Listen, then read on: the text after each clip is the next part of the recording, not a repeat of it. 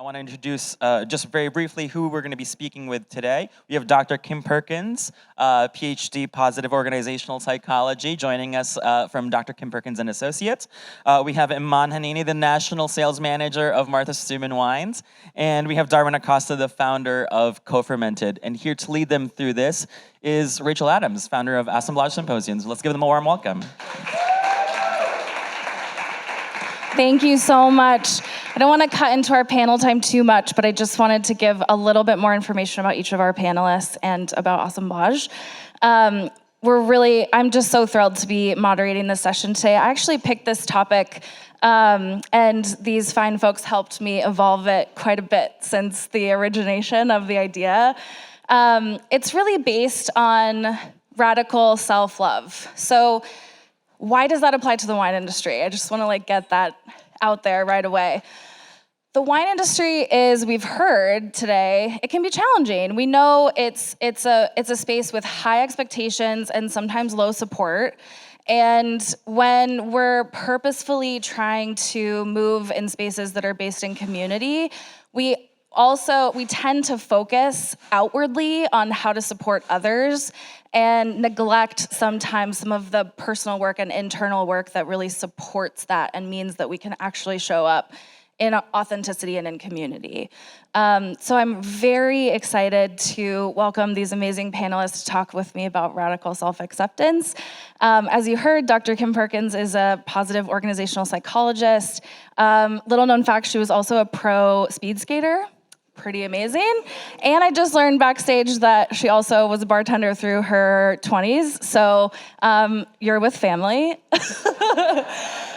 Imane is an amazing future Vigneron and works for Martha Stoumen Wines, which is an incredible wine company that is really changing the face of things for community and for BIPOC and for LGBT folks, and just sort of turning the wine world on its head. She also introduced herself to me as a stargazing, tree-kissing wood nymph.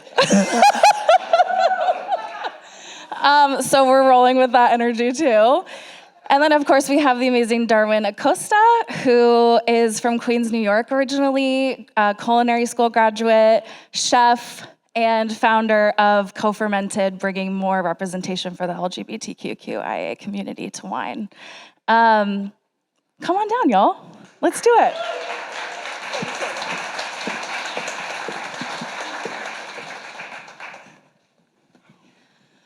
So to get us started, here we go. I'm a little nervous. This is my first time moderating a panel, so thank you for giving me that opportunity. You're killing it already. Thank you. I'm Rachel Adams, she, her, hers. I also am a queer woman, a woman of size, and I'm neurodivergent. If you meet me 5 minutes into our conversation, you will also meet my ADHD. It is a part of myself that I love, but also a part of myself that I work with and sometimes struggle with. But this panel is really about being in ourselves, being in our own space. I was flying here, and it was very early, it was very stressful. It's hard for me to travel as a neurodivergent person. I always feel like I'm forgetting everything, and I've left everything important at home, and I'm on my flight, and I realize, oh gosh, I forgot, X, Y, and Z.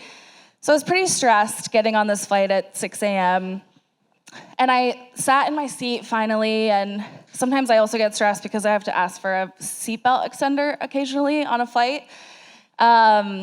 And so I finally get in my seat, and I'm sitting down, and I take a deep breath, and I just sort of scanned my body. What am I feeling? And what I realized is I was feeling this surge of warm energy in my stomach that was sort of radiating up into my chest that was actually quite positive. It was gratitude. And even though I was so flustered and stressed, I checked in with my body, and my body told me that I was on the way to do something that was gonna help center me in my purpose. And starting this trip with that energy and with the cue from my physical self that I was safe, I was headed for something wonderful and connecting and great, and that momentary stress was just that, just a moment. It's kind of what I brought in with me today to this conference. And I'm curious what each of you might be bringing in energetically as we start this conversation. Anybody want to start? Well, I'm a tree. And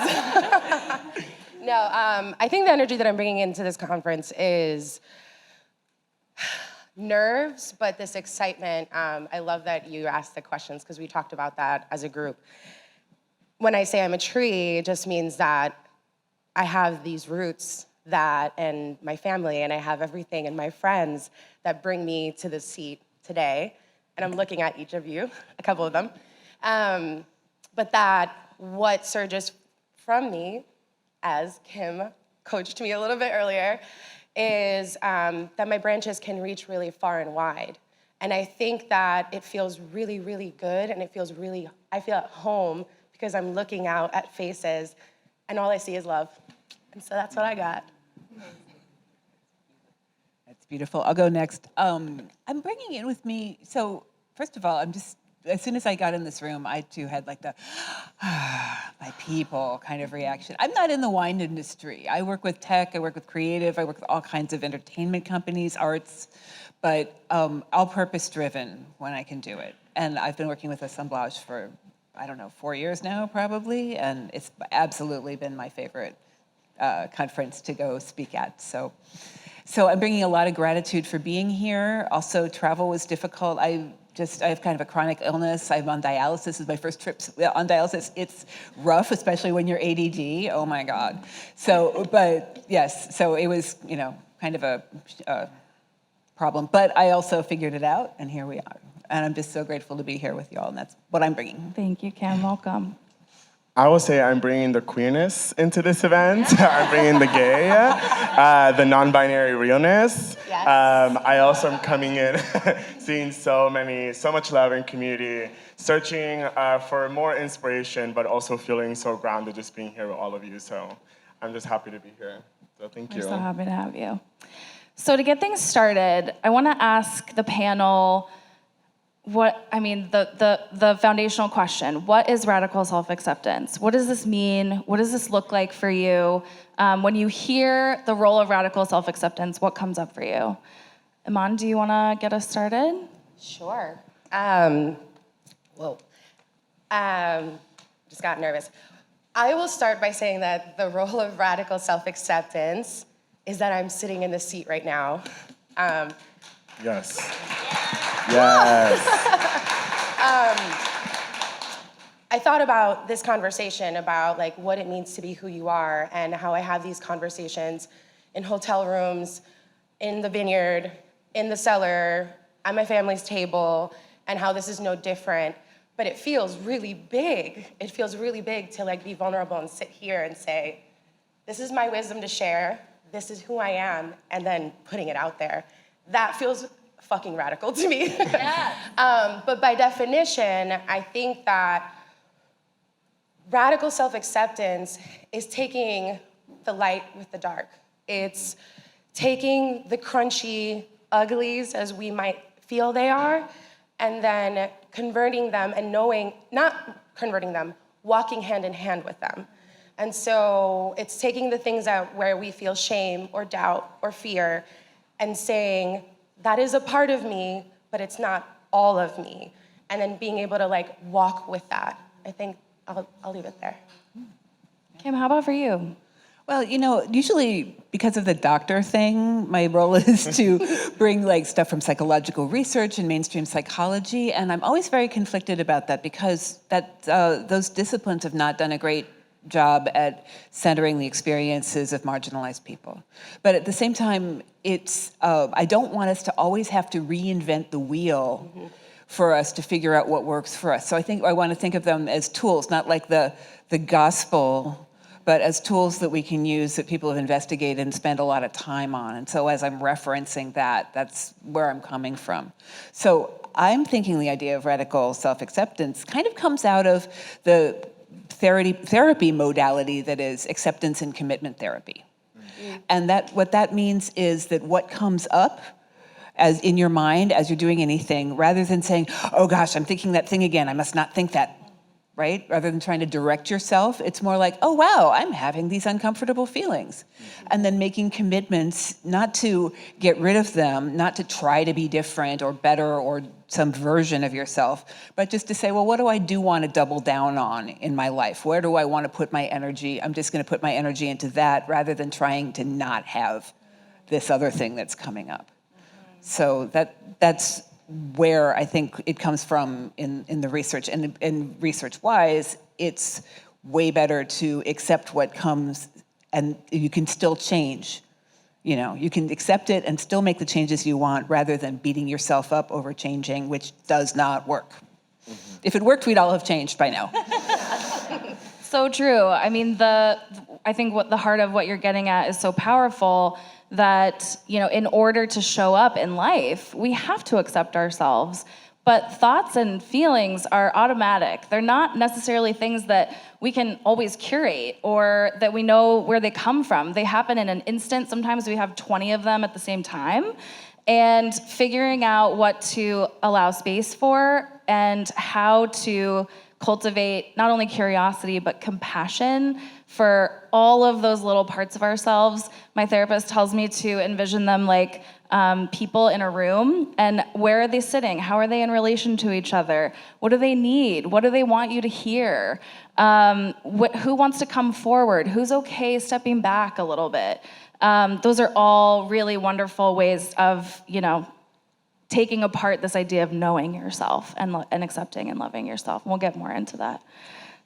Darwin. Yeah, thank you. I was gonna say, from a person who lives multiple identities in a day and not being able to feel like I can represent all of them at once, being first gen, growing up in New York, being queer and of color, like it's just all these things. And I feel like for me, radical self-acceptance is tapping into your intuition and having those conversations with yourself and asking yourself, like, what matters most to you, and recognizing that you might not be able to live all your identities at once, but what can I allow space for to let in that makes me feel good at the end of the day? And just being grateful for that. So that's what I'm coming with. You know, I alluded when we started this panel that it has evolved and changed since we conceptualized it. The original title for this panel was The Role of Radical Self-Acceptance in DE&I. And Imane actually, when we invited her to speak on the panel, Imane actually brought some really interesting points about why we should drop the DE&I from the title of this panel. And I would love to give Imane a moment, if you're willing to share your inspiration there.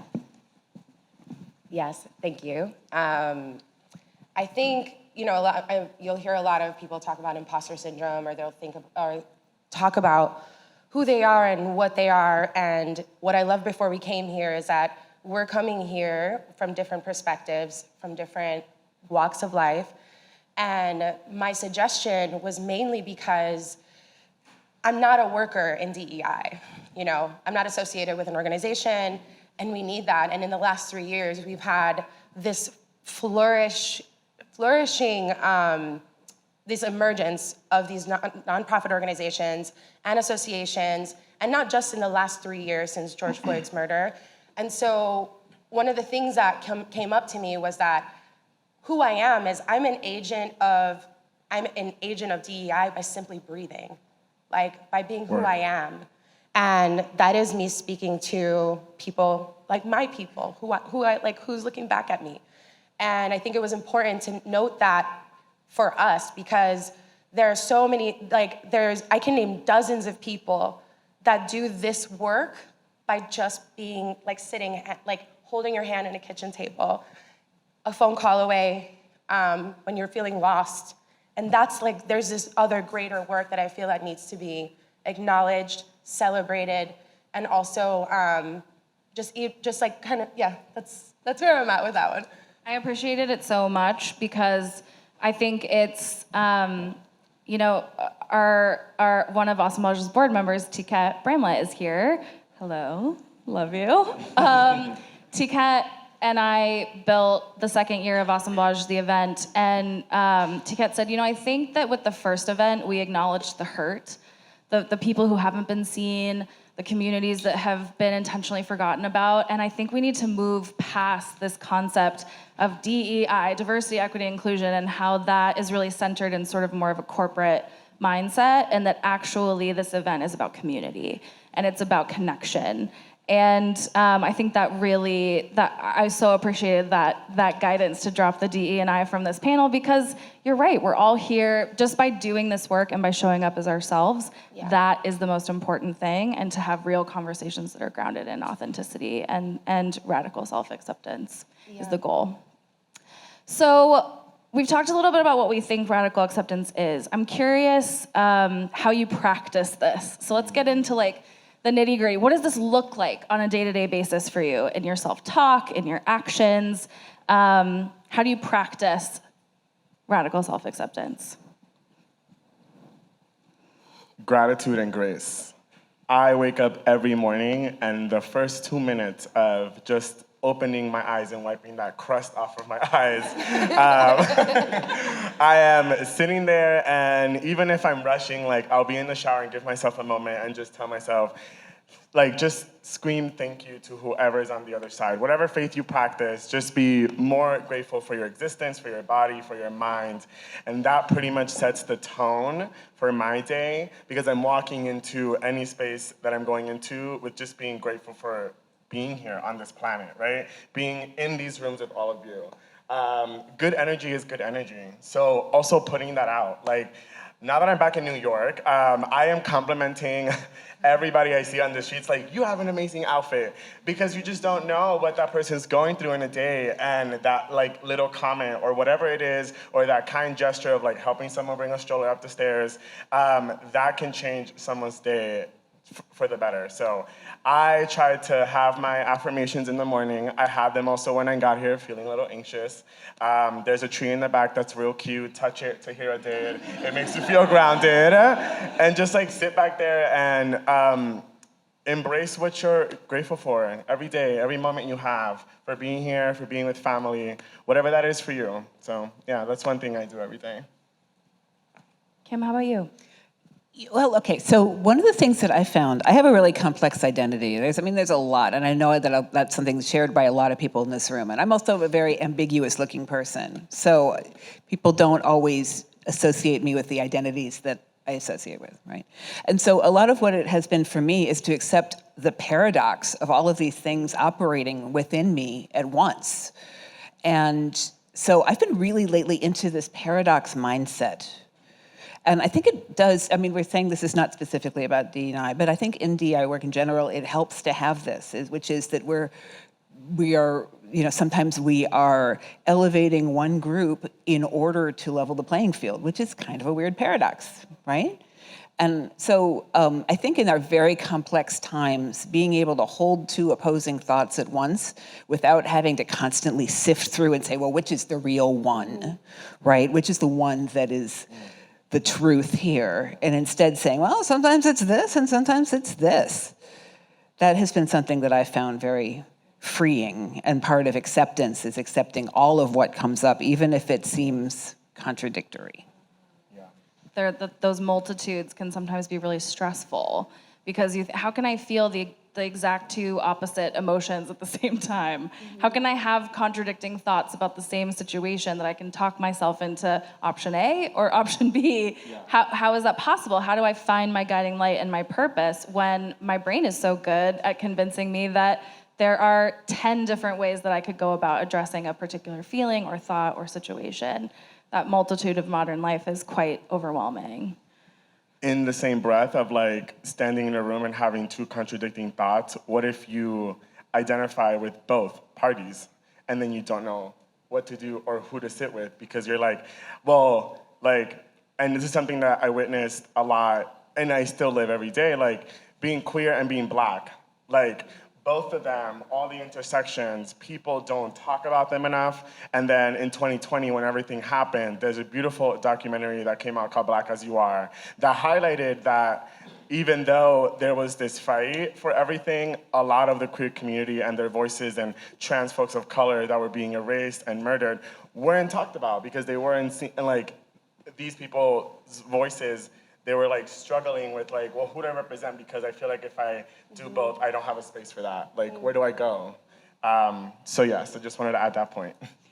I'd like to tag back onto that too, actually, which is, that it's natural for us to have multiple identities. We don't always notice. There's, the way they talk about it in psychology is that there's something that's salient at a moment. So like right now, perhaps our more marginalized identities are salient. Our identities in the wine industry are salient. But we have a lot of identities that maybe aren't in the room right now, perhaps as parents, for example, except for, maybe, yes. But for example, and so we really do have the ability to sort of switch seamlessly through that. Mm-hmm. And so we don't have to choose. And I think that fullness of all of our multitudes is what freedom is what we're going for, so that we're not restricted and fenced in by these identities or by the contradictions inherent in that. I think with the fluidity and the multitude, I think one of the things is that's important, and we talk about this at work as well. Like we describe it as our North Star. I love the stars, as that we already heard, but that nymph life. But I think that like what's really helpful for me, and I think it's not just from a day-to-day, but it's also just like I'm gonna scale out a little bit, is when you identify your North Star, whether it's essentially your set of values, what you align with, what you believe, whatever it is. And so I'll share that a couple of values of mine are integrity, virtue, joy. Like I've been dubbed this one-woman joy machine, but people really, they like these values don't seem that big when they're alone. But the thing is that when you have something to kind of like always tap into, and whether it's knowing who you are, I think that's what's been really helpful for me, because I also have the multiple intersections in my identity, and even loving wine felt a little like polarizing, and even loving farming felt polarizing and felt alone. And so being bold in that love and that passion and that joy and the thing that really lights you up, I think that's my day-to-day. It's like, how is this feeling today? And it's that simple to me. I'm like, does this feel good? Does this feel right? Do I feel conflicted? Is this contrived? Am I doing this for other people? These are the things I have to ask myself every day to be bold and to be unapologetic. Because for me, that is the end goal. It's like being who I am, regardless of what space, regardless of what group, or stage. Imane, you also, we had a really amazing prep call for this panel. For hours. It was the panel. We literally did the whole panel, and now we're doing it again. I know. Like, it's like, wait a second, that was prep for this? Like, Imane, you also talked about, in practice, creating supportive environments for yourself, mm-hmm. and the concept of safety. And I was wondering if you could speak to that. Yeah, so one of the things that comes up, especially like when you have newer, fresher minds in the wine industry specifically, and I have a lot more like interpersonal experience with this, is I try to encourage, like the number one thing I encourage is to really create a foundation where you have a core, you can call it your besties, your lifers, your core, whatever it is, but having a foundation of a handful of people where you can be yourself. And it sounds like really simple, but it's really not. When you are in Napa alone, oh my God. Or when, in this industry, when you do feel alone, I like to say it's like choose the people that you can be in your PJs with, you can ugly cry with, you can literally kiss their face without brushing your teeth. You knew it. I say this all the time. So I think that's one part of it. I think the other part of it is curating the environment where you are gonna thrive. And I wanna preface this, that a lot of these things, they sound simple, but it's like knowing yourself and asking yourself questions. Those things they're really heavy, especially with a lot of the things that we carry. And so the other thing I wrote down, I forgot, was, the foundation of like your core, curating your environment, find your peace and fight for your peace. I don't care what it looks like. There's a lot of, sometimes I feel weird about, like, I'm like, oh, do I have to do yoga? Do I have to meditate? And I'm like, I don't like sitting still. I like walking down a vineyard row, and I know you know that feeling. I like being, like, I like my walking with a horse with blinders and just doing something, making something. I love singing at the top of my lungs. I love dancing.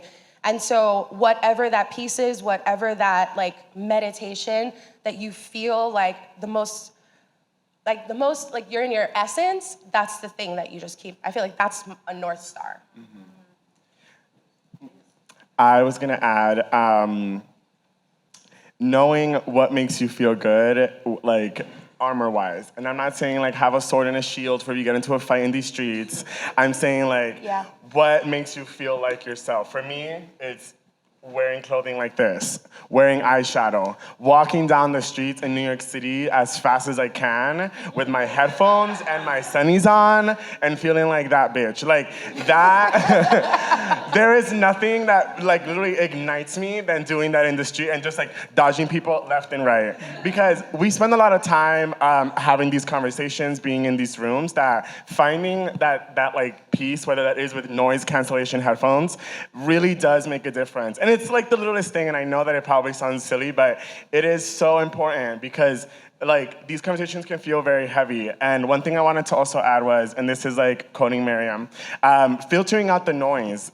So much is going on in the world all the time. Like you go on your phone, you see the news, queer erasure is happening in many different states. Hi, Texas. And we like that hits me very heavily because I am fighting for these spaces within wine, which is like another layer that you have to add on top of that when this industry, we all know how this industry is.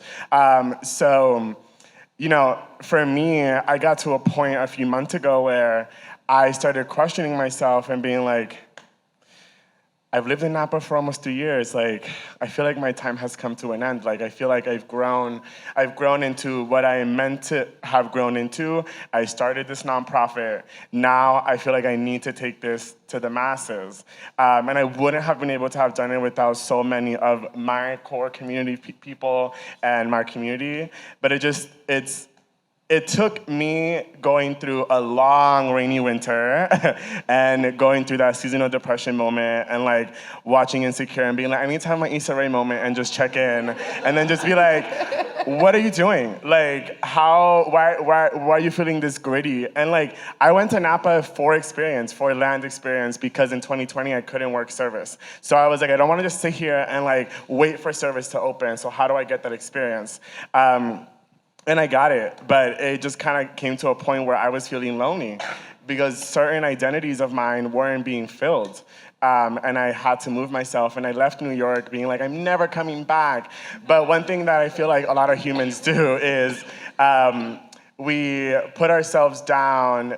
Like, there's a lot more that goes into this conversation, but I felt like I was gonna return to the person I once was, and that is not the case at all. You are coming back with so much more experience, and now I go into rooms and I'm like, I have this X amount of experience in farming and production, which makes me stand out in the New York City restaurant community because a lot of folks don't have that. And just being myself in these spaces and seeing spaces that have been created like Hags, which is a queer fine dining space, which is unheard of, first of its kind. And I get to work there now, which is really beautiful. So, you know, like a lot of that just ties into like finding your peace, making sure you have your community, and, you know, identifying your needs, period. Darwin, I think part of what you're talking about here too is shame, right? Mm-hmm. That there's a lot of messages that we receive, hundreds, maybe thousands, you know, especially in the age of social media. We're digesting so much information that is a should about how we should live, how we should represent ourselves, how we should show up. Even in how do we show up in community, there's a lot of shoulds. Oh, yeah. And what that can really end up manifesting is what am I trying to say? Is as shame. As shame. And what do we do with shame? How do we handle that, Kim? I'm glad you brought this up because I wanted to talk about like that feeling of imposter syndrome that people talk about a lot. And a lot of times I know that for myself, like here, having a background as a bartender, which is how I, supported myself while doing other fun things, right? Feels right. And a lot of times when I'm in corporate rooms, that definitely does not feel right. Right? And I think that all of us can feel, everybody in the world can feel a little bit of imposter syndrome because we often see people as like, oh goodness, the resume and all of the social structures around this, but we see ourselves for like all the decisions we made and maybe they didn't go the way we wanted them to and all of the stuff that we don't see about other people, But everybody's feeling that. I was speaking at a conference, I was speaking at probably one of the biggest audiences I ever had, of like 1,500 people at this major conference. And I was doing a little set piece at the time that was like, okay, how many people feel 100% comfortable about their jobs, right? Nobody's hands go up. And then I went like 90, 80, and 70 was like in the research, that's where it's like, supposed to be sufficiently challenging, but not like overwhelming. And I was like 70, and like nobody's hand was still up. It's like 60, okay, 50. And so everybody was kind of like, yeah, I kind of don't know what I'm doing. And these are all people that normally I would have some imposter syndrome around, So I just want to normalize that feeling of shame that everybody's got this at a certain point, and that it's not meaningful. Right? You don't have to pay attention to this and make decisions on the basis of this. You can say part of acceptance would be, oh, wow, I'm feeling really weird about this. I'm feeling very vulnerable. I'm having a vulnerability hangover. I'm having, definitely shouldn't be here. But you can still, as people said earlier, we can still kind of do it anyway. It's noise, not signal, Yeah, that to expect shame as part of the experience of living in the modern world, and then when it pops up, to be like, oh, there's that shame again, okay, that's part of life, to expect that living means constant work, a lot of uncomfortability, and a lot of uncertainty. Okay, I'm alive, That's kind of how I talk to myself when I go through those moments of, oh, well, I'm having a lot of uncertainty right now, feeling really embarrassed, I'm feeling really insecure, must be alive, must be human. I wanted to add to that because we did talk about shame and guilt a lot, and one of the things that came up for me was, especially like and just kind of tying it into social sustainability and the great work of DEI. I did not want to discount it when I said that. But one of the things that happened in that surge was, I can imagine, when I say that like just by breathing, I am DE&I realized just by being here. But I remember feeling this pressure, this external pressure. I felt like I have so much to give and I have so much potential and I don't know what to do and where to go. And having these incredible figures and people and human beings that were doing all this great work, I felt crushed by it, like truly crushed, because I felt like I wasn't doing enough. I felt like I wasn't doing enough for the cause, for Black liberation, I felt like, I just felt like worthless, to be honest. And I do say this, and she's gonna cry, but I love her for it. Roxy was the person that I called when I felt despair. And I remember her telling me, I just told her all the thing. I shared my shame. I was like, I feel awful. I'm living this charmed life, living like a Disney princess in the Napa Valley. Also first generation born New Yorker. So I'm like, what am I doing here? And not doing enough. And Roxy just said something to me that for me was just on the picket. It's just like, your existence is resistance. And for me, I just kept seeing it. Period. Like I saw it, you see it in the news, I saw it when we were protesting, I saw it there. But she just kept kind of saying it. Like, no, you don't get it. Your existence is resistance. And I think that was the thing that changed everything. I think my life changed that moment because I knew that with time, I will be where I will, I'm gonna be there. I'm gonna be the Imane that I envisioned. I'm gonna be able to share and be vulnerable I mean, I'm trying to learn that this moment is not culminative. This is a moment of moments. But I thank you for that, because that's what I mean about like asking for help when you need it. Asking for that, like basically picking the people that reflect your glory is the most important thing, because sometimes we're gonna get lost. We drown in our shame, and it's so easy. It's so easy. We can carry it, but you don't have to carry it alone. Kim, you said something in our prep call about shame that I thought was really important about, what happens when we lead from a place of scarcity instead of from a place of abundance. And I'm wondering if you can talk about that. Yeah. Ooh, wow. Everyone Just a felt super that. fun Everyone question. felt that. Let's just lighten it up a little bit. Spicy. I mean, when I coach people, one of the first things we do is basically what Imane was saying, which is get in touch with why we're doing what we're doing. What was our original intent here? If we can't focus that, because we have to know what we want and not what we're running away from. A lot of times when I'm starting with somebody, they'll say, well, I know I don't want this, and I don't want that, and I don't want this another thing over here, and that is not enough. That is not enough. That's just a wall that circles you, And so you have to say what you do want. And it's not actually woo-woo to say that helps you find more of it, and it helps it find its way to you. Because if you don't know what you want, then nobody else knows what you want, and then they can't help you get it. Yeah. And It actually can be more confusing for people around you.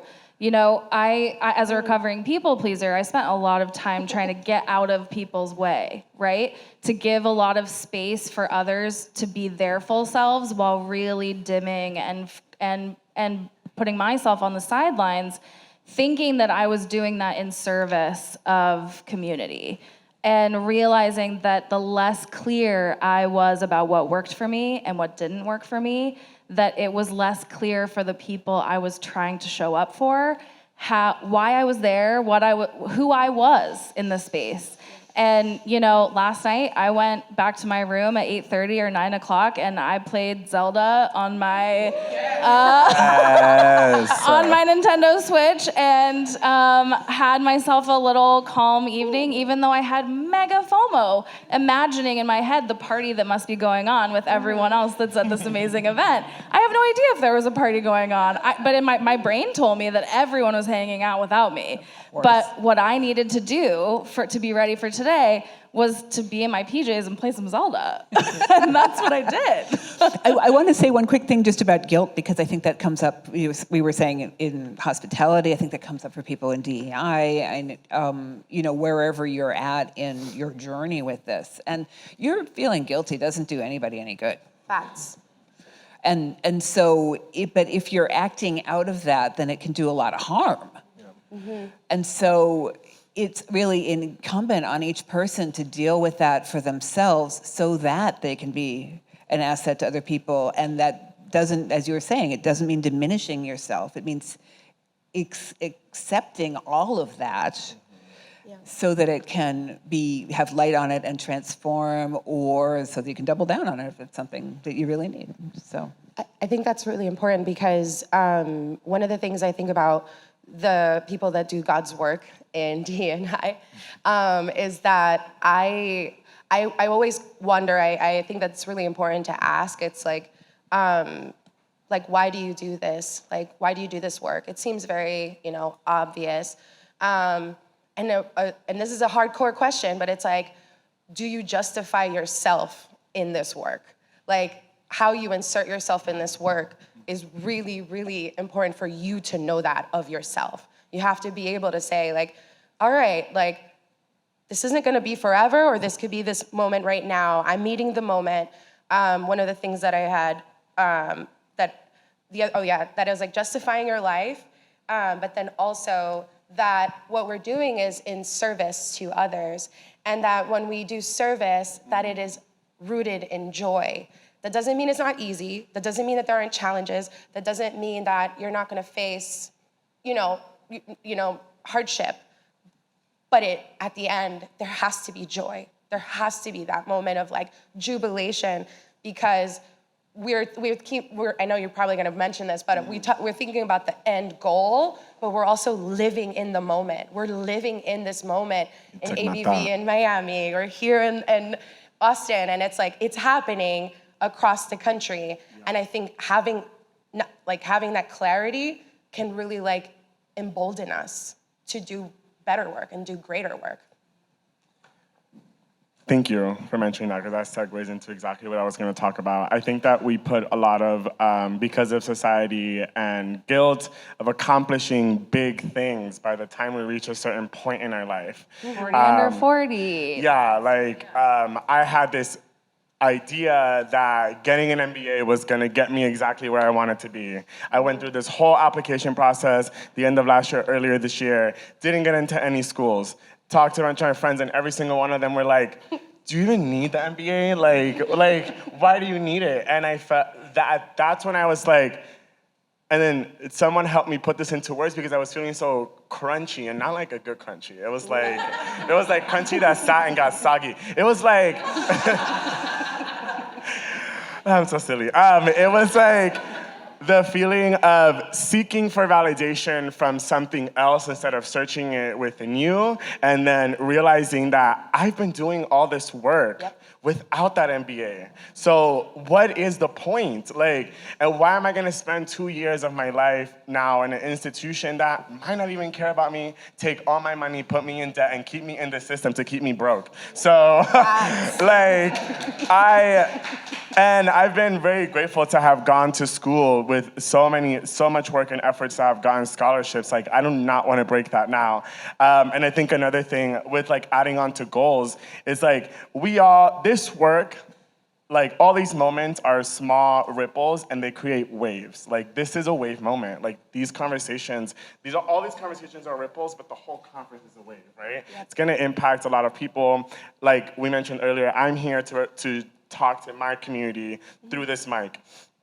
And I think that we put ourselves down so much with like, I have to do this big thing by the time I'm this age. But just using your end goal as a sense of direction really leads you in that way. The good energy you put out there is gonna come back to you. And also learn to leave time, which is something that I had a struggle with, for spontaneity. Because not everything has to be about your trade. Not everything has to be related to wine. We're all around wine, but I'm discovering what my hobbies are. People ask me and I have a blank face. I like to cook, I like to bake. I do that for work, but which is also what led me to moving away from doing the things I love full time, so that I can, when I do have those moments where I can cook and like have intentional dinners, it feels good and it doesn't feel like work. Imane says, immersion does not necessarily equal passion. Period. I thought that was really insightful, that especially in talking about curating a supportive community, you talk about it doesn't all have to be wine folks. And maybe in some ways it's good when it's not, you know? Like you get a breath of fresh air every once in a while and you realize what the rest of the world thinks about wine and you're like, oh, maybe I still have a lot to learn about my own industry. One of the things that there's been a lot of research on recently is that it's about social networks. And one of the things, especially for people with marginalized identities that's come up, is that if you have a core group of people, again, that you can ugly cry with, but who understand your situation, you know, and that's your strong, close network. And then you also have a whole bunch of people just in all different areas that you have some vague ties to, and that's your wide social network. And it's the combination of the two that really creates the best success. Is that way you've got the wide one for the opportunities coming your way, and people are like, oh wait, yeah, I do know somebody who's into that. Here, I'm gonna connect you. And you also have the strong social network to support you through all of the ups and downs, and that's really the sweet spot. You know, we've talked about joy, we've talked about creating supportive communities for yourself, what that really looks like. I wanna get into, we mentioned crunchy. I wanna ask about how do you talk to yourself in the moments when you're really struggling? What questions do you ask yourself that help you understand what's happening in your emotional self and in your nervous system? What part does the body play in that process? when you're in that really crunchy moment of whether or not that's, did I say the wrong thing? Did I make a mistake? Am I being misunderstood? Or, to the scale of, I think I really effed up and I have to figure out what to do about this. How do you sit with yourself and stay with yourself in that moment? And what happens inside? Sure, I'll go first. Why not? So if you haven't done any trauma work or you've done something that's really connected for the body, I strongly, strongly, strongly recommend that you do this, because we cannot just think ourselves out of patterns. In those moments, when the crunchy moments we're talking about, we're not, what's literally happening is our amygdala is firing, and that means that we don't have access to our prefrontal cortex, so we can't think in a complex and detached way. So during those crunchy times, you're going to go back to like your heuristics, your what you always do, the well-worn grooves. And for a lot of that's a lot of negative self-talk. Or it might be, for me, I struggle with the mask, right? All of this stuff of keeping the mask up, that I'm not ADD, that I'm whatever it is, right? And then we learn these coping mechanisms. And so, but if you want to do something different, if you want to do something bigger and really make a move toward abundance rather than scarcity, you have to be able to connect with your whole self. And that means slowing down your body's rhythms. It means feeling what's in your body, locating a feeling maybe in your body. Is like, is my chest getting tight? For me, like when I'm on the verge of tears, I would get just like sinuses across here. I just feel it here, like welling up. Or sometimes I would feel like my body and my head are completely disconnected right here. And to feel that and notice that, it's that noticing changes it. And it's not like mind versus body. Our minds live in our bodies. We are our bodies. Mm-hmm. And so if our body is having a strong reaction, chances are good that is signal. That's something to pay attention to. Yeah, newsflash, our bodies are not a machine that moves our brain from place to place. Exactly, and so if we're gonna really be our whole beings, that means taking all of that into account. Mm-hmm. What about y'all? How do you talk to yourself in those tough moments? I feel really, really big feelings, and honestly, most of my friends feel them too. Usually at the same time. Yeah. No, one of the things that, in saying that, I realized that like the very things that make me, my intensity, feeling crunchy feelings. I love that everyone's using this word right now. But one of the things I've been asking myself a lot more is one, feeling the feelings, because it's really strange. I feel ashamed of my feelings a lot. I feel when, if I'm feeling distraught or stressed about something, I will literally counter with, you should be grateful. You are in this moment and you get to live here. And like, I can go down the list. You can ask me inside. But the thing that really has been grounding me lately is that, especially with trauma work and especially with just kind of talking to myself, is asking myself, this is the feeling. Is this feeling the truth? And teasing out the reality of that feeling. Because the thing is that I'm also a hyper-analytical, logical person too. So while I'm having these feelings are real. They are like, nope, I'm not fucking with this, I'm not doing this, whatever. And if I move with that, I will burn the world down. Like, really, like, so I have like these checks and balances where it's like, okay, instead of reacting, take a beat. That's my favorite thing right now. I'm like, Imane, take a beat. And then I ask myself, what is real? And I know that's, it's one of the things that has been grounding Stories me. versus facts, right? Yeah. Like, what stories are here, what facts are here, and how do I weigh those two? And then also that even those stories, while they may not be full truths, then going a little bit further and asking, where is this coming from? What is this reminding me of? Mm-hmm. Who is this person reminding me of? Because we talk a lot about triggers, we talk about that, but sometimes it takes a little bit more courage and deeper breaths to ask that question, being like, where is this really coming from? And is this my shit? I know that someone already said this before, but it's like, is this my shame? Is this my guilt? Most of the time, it's probably not. Yeah. Like most of it, we carry the weight of the world. I'm the eldest of 3, first generation. I am like the third parent. I'm a sister mother. And one of the things that has been really challenging for me is being able to, how do I like tap into like that wood nymph child, the freedom, like all I want is freedom.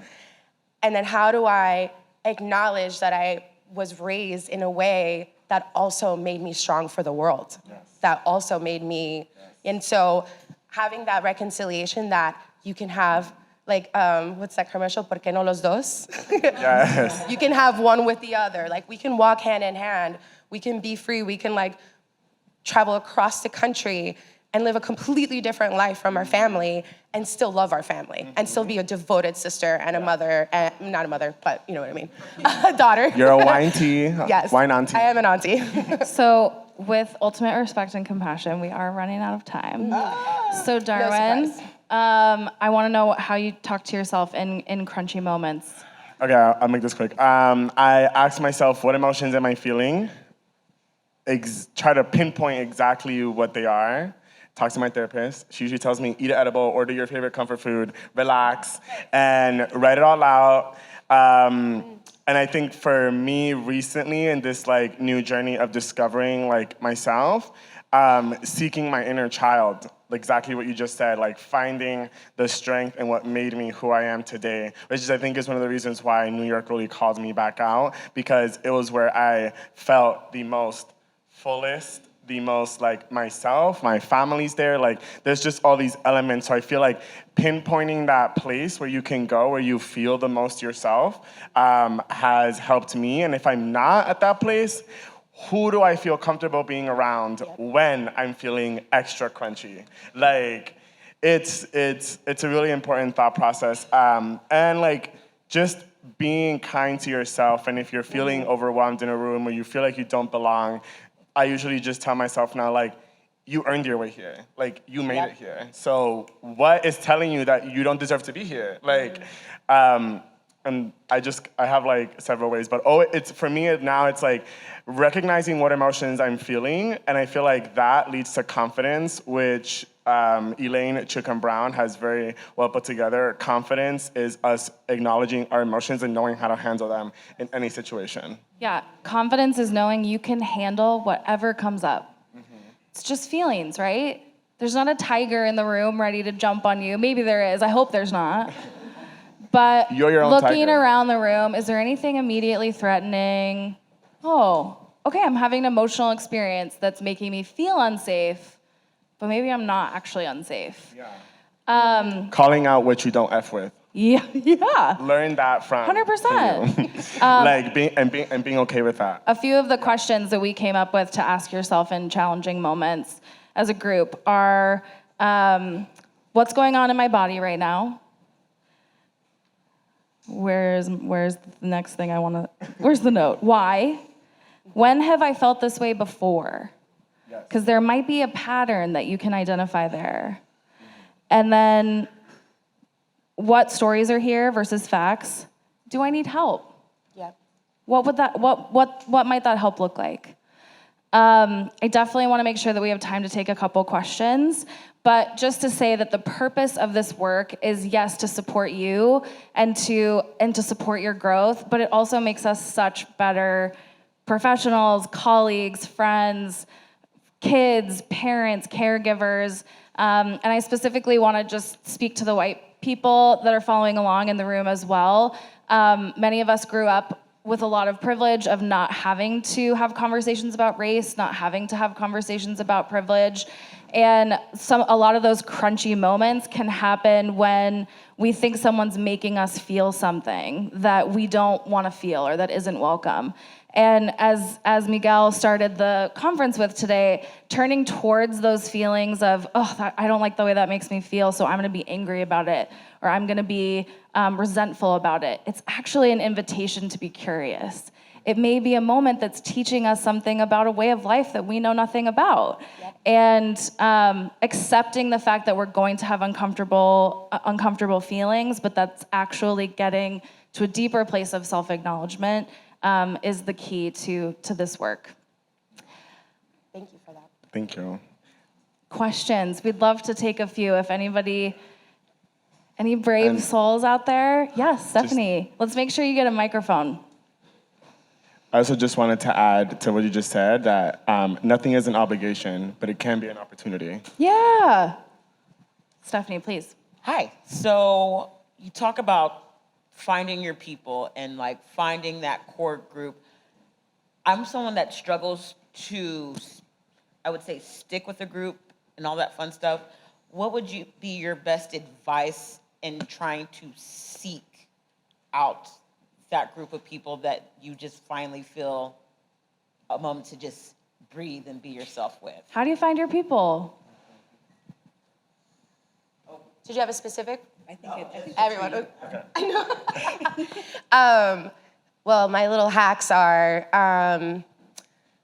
the people that tickle me, the people that I find like, I don't know, like curious and inspiring, people that ask a lot of questions, the people that laugh really loud. But on a serious note, I think that what I'm realizing is how I think the people you find are, it's here. It starts with you. It's like, who do you see yourself as? Like, how do you like spending your days? Do you like going for a walk? Do you like, do you like happy hours? I love going hiking. So I try to find those it's like small points of connection with people. And honestly, it has to start with questions. It does, and I'm very mindful that like, not everyone has the personality that like I have, like where it's like, if I see you and I wanna know you, I'm gonna know you. But I think that once you, like when you have that pinpoint, it's like kind of like bracing yourself for something. It's like online dating, like where you're like, the first thing you think is like, oh my God, is this person gonna accept me? What should I wear? Blah, blah, blah. And then you're just like, wait a second, this person's probably really nervous too, and they probably don't. So it just starts with like that little question. If you ask the question of yourself first and being like, how do you wanna spend your days? How do you wanna spend your life? What do you wanna talk about? Then it gets really easy because those people like end up coming to you. Mm-hmm. Yep. Would either of y'all like to answer? Okay. Also, just telling people that you want to be their friend. Oh, facts. That's an easy one. I want to be your friend. I would melt if someone came to me and said, I really like you, and could we be friends? I'd love to be friends. It can be that simple sometimes. Sharing that affirmation, I was gonna say, because that's what Darwin said too, is like, we do walk around like little fairies. And so like, it's like when you see something that you like, don't be afraid to like literally share joy. Tell someone that you love their shoes. Tell them you love that. I swear, it's the most disarming thing. It's so disarming because we don't do it enough. No. We have time for one more question. Justin. Is there anyone online? Oh, that's very kind of you. So cute. Hello. Hi. Hi. Outside of this incredible event, what's given you the most joy this month? All of you.